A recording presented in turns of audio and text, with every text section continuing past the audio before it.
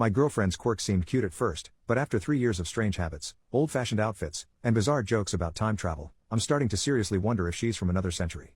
This is probably a weird thing to put here, but it's not like I can talk to anyone in my life about it without sounding like an absolute loon.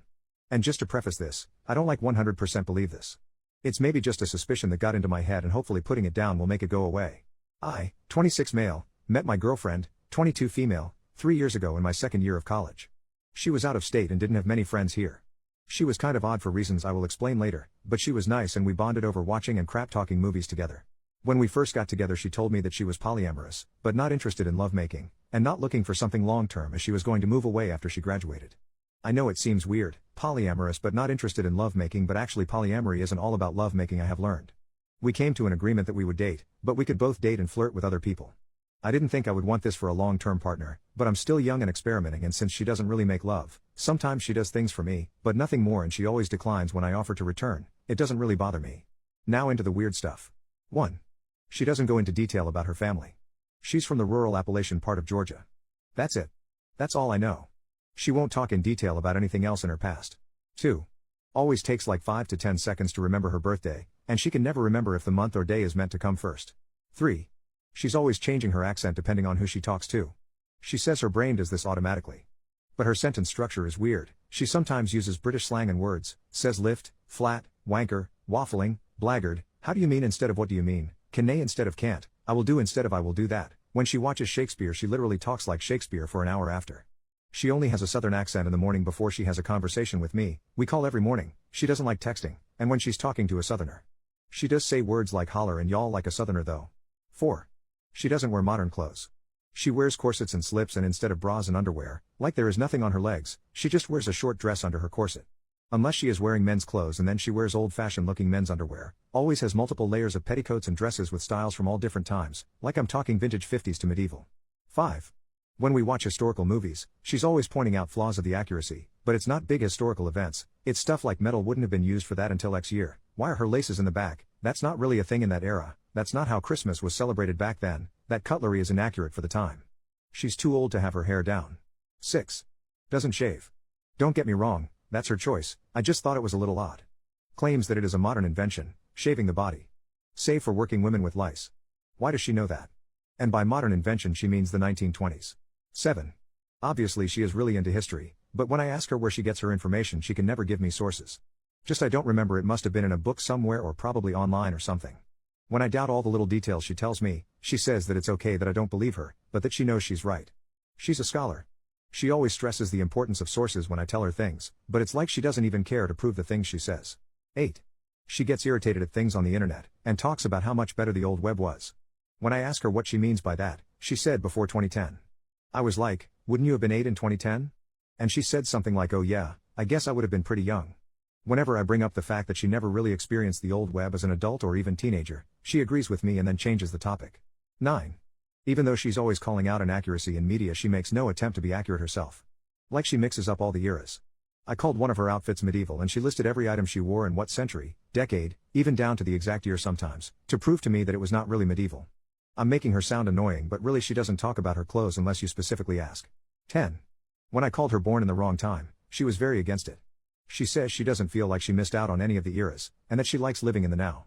I asked why she's always wearing old styles. She said just because she wears old styles doesn't mean she wants to live back then. She said that's why she doesn't do reenactment, because she has no desire to relive the past. 11. I can't remember what it was in reference to, but she said jokingly, I've lived through the year 2012 too many times. She said it as a joke, but I didn't really understand. So I asked her and she said she was joking. I said I knew she was, I just didn't understand what the joke was. She just brushed it off and never explained. 12. Has a bunch of vintage USSR and American space pins. She says she's not a fan of the USSR or USA, but she was a bit of a space race fanatic back in the day. Again, she said this as a joke. 13. Struggles to use TV. Something about the remotes and buttons confuse her. She says it's because she grew up without a TV, but then she also claims that she was on the internet pre-2010. And it's not like just a little tech savvy, she knows HTML and a bunch about like radios, cassettes, CDs, and vinyls. It is just TVs and modern computers she struggles with. 12. I introduced her to Doctor Who and jokingly asked if she was a time traveler, and she said something like, I've never understood the appeal of time travel. I mean, wouldn't things get confusing, never remembering your age and always second guessing if you were following the societal standards of the time? Maybe I just don't have a big enough imagination, but that's a lot of thought put into time travel for someone who doesn't desire to time travel. 13. She was making a comment on trans issues, said something like back in the day you could cross-dress and everyone just assumed you were that gender, it didn't take a lot to pass. I asked back in what day? And she was like pre-1850s. I asked her where she heard this because it sounded silly to me, like I'm not transphobic or anything but I can tell what gender someone is by their facial features. She said something like well, we told it by the clothes. I was like, we? And she was like by we I mean humans pre-1850s. Not like I was actually there. I said what if you were actually there and you were actually a time traveler, and she said something like I would probably have been a nun. No need to tell the men from the women in the nunnery? Where did that come from? I was like what's that all about? And she was like nunneries were the original sororities. Everyone thinks it's all holy but really it's mostly lesbians. It's not sodomy if there's no schlong. Where is she getting this? 14. Speaking of cross-dressing, she does a lot. She wears men's historical fashion. I am straight so I see her as a woman, but she told me that she was really agender. I asked why she didn't tell people that she said it's not that I'm not a woman, the definition just changed.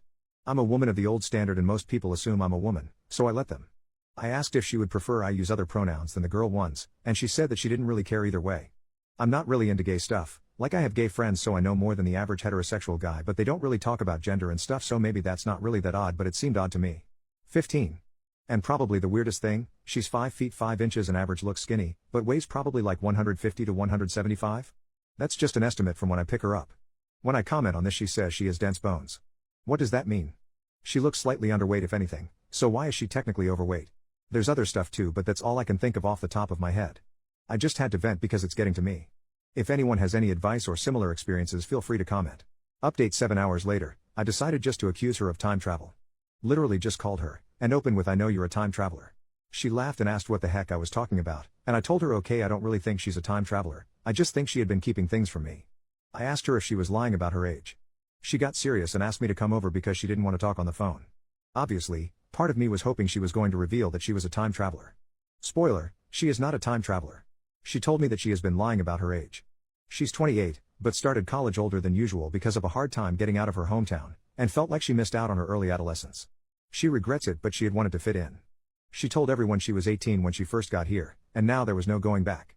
She was embarrassed to tell me because she had lied about it, and didn't know how to tell me the truth.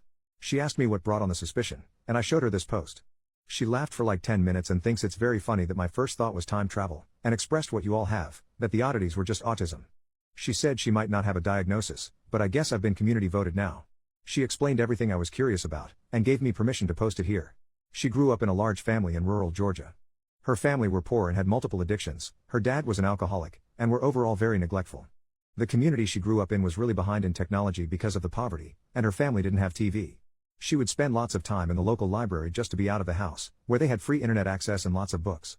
She found interest in historical clothing, and since she already knew how to sew due to her upbringing, modifying hand-me-downs, repairing clothes, she got really into it.